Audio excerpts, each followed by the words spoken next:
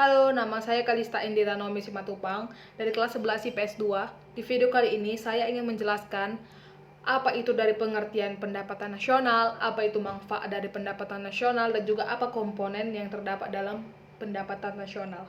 Yang pertama, saya akan menjelaskan pengertian pendapatan nasional.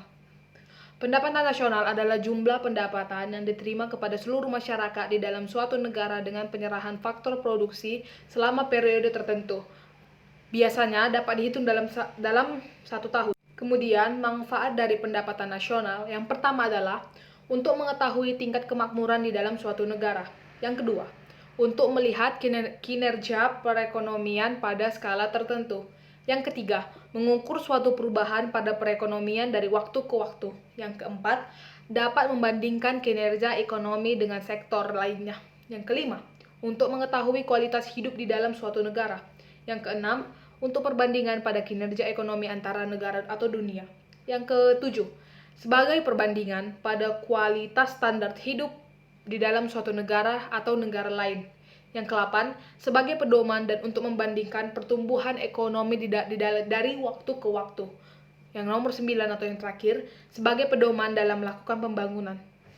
Dan juga komponen-komponen dari pendapatan nasional yang pertama yang kita ketahui adalah produk domestik bruto atau yang biasa disingkat dengan PDB.